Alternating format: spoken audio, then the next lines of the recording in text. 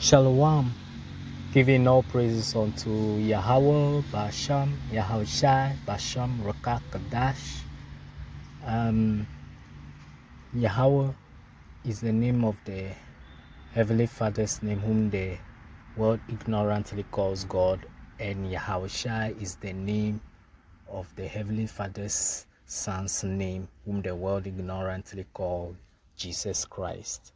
And in today's and giving double honors unto the apostles and elders of Great Millstone who taught me this truth, and shalom unto the elect. This message is to the Negroes, Latinos, and Native Americans and the scattered Israelites all around the world.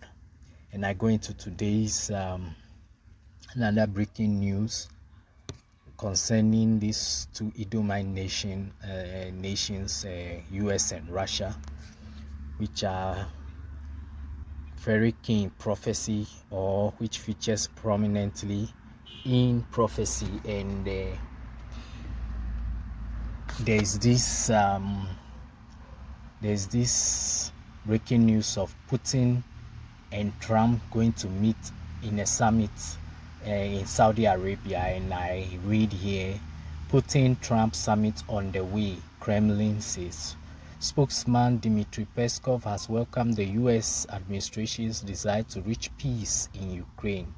It is hard to overestimate the significance of the recent phone call between Russian President Vladimir Putin and his U.S. counterpart Donald Trump, Kremlin spokesman Dmitry Peskov has said.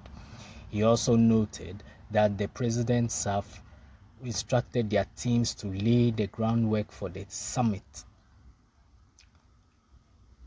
The call on Wednesday marked the first known conversation between the US and Russian leaders since the escalation of the Ukraine conflict in February 2022. Trump has since signaled that he is okay with keeping Ukraine out of NATO, and suggested that it is unlikely that Kiev could regain all of the territory it has lost to Russia over the past decade. Trump also noted that the presidents had exchanged invitations to visit each other's countries. Speaking to reporters on Wednesday, Peskov described the phone call as a very important conversation against the backdrop of what has been happening for several years. There have been no contacts at the highest level between Moscow and Washington, he said, noting that this landscape did not contribute to solving the Ukraine crisis. And so these Edomites are under this illusion that by talking amongst themselves they would have peace, but that wouldn't be so, because even if there is peace in Ukraine, the prophecy of the valley of Jehoshaphat, where all the armies of the world will gather and fight it out, would definitely take place, because the Lord of hosts said so. And so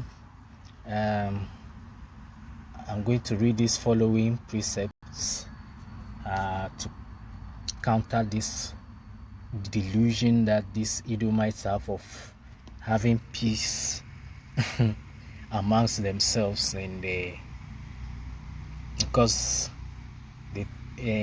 there's this notion where President Trump will meet Putin and then talk it out with each other, and then there will be peace amongst the Edomite kingdom, but that will never come to pass. And so I go into Isaiah 48. Let's see where it says, there shall be no peace unto the wicked. So let me 22. Isaiah chapter 48 verses 22. There is no peace, saith the Lord Yahweh Ba'asham, Yahweh Shai unto the wicked. Import, though very short, it really packs a big punch, meaning there will never ever be peace in the tabernacle of Edom, never ever. And so they can talk all they want, it's all in vain. At the right and appropriate time, the Lord shall unleash all hell on these Edomites, and their kingdom will further crumble, and the icing on the cake will be these very Russians shooting ICBMs on US themselves. And I go to 1 Thessalonians chapter 5 verses 2 to 3. For yourselves know perfectly that the day of the Lord so cometh as a thief in the night. For when they shall see peace and safety, then sudden destruction cometh upon them as travail upon a woman with child, and they shall not escape. You hear that, Esau? Are you hearing that, you Edomites? There will never ever be peace in your tabernacle.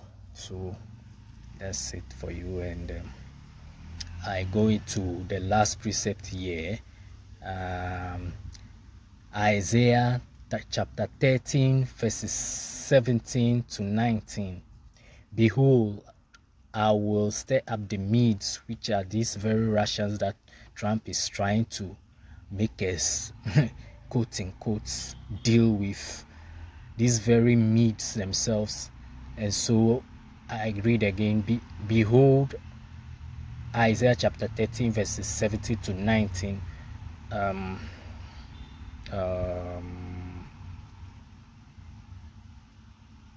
Let's see. Yeah.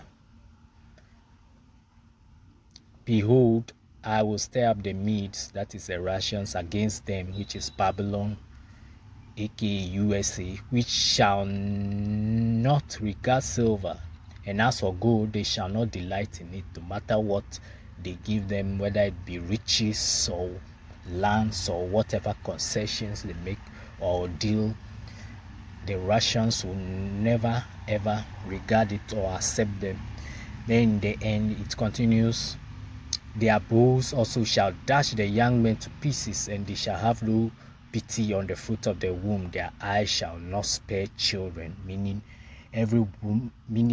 the Russians in the end will definitely unleash all their fury, their nuclear weapons, everything in their arsenal upon Babylon the Great, and they shall not have any kind of compassion upon children, women, or the men in Babylon. Their conscience, but that day the Messiah will block their conscience and wouldn't even think of any kind of pity at all. They'll fire everything upon the nuclear missiles upon Babylon the Great, and it shall be destroyed. And the end result is in verses chapter 19. And Babylon, the glory of kingdoms, the beauty of the Chaldees, excellency, shall be as when Yahweh Ba'asham, Yahweh Shai overthrew Sodom and Gomorrah. So as it was before, it shall be again in the future, because nothing new is under the sun. And so Babylon the Great will turn to a fire of pitch, complete fire, desolation and destruction, and that is what's coming. So they can do whatever agreements they can, they won't be able to offset or upset prophecy. So that's it for today's lesson, and I end this lesson by giving all praises unto Yahweh Ba'asham, Yahweh Shai Ba'asham, Rakak Dash, and Shalom unto the elect.